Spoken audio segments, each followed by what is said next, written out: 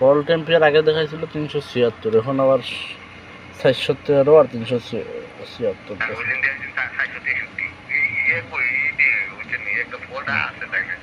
দিলাম আল্লাহ রাউলা।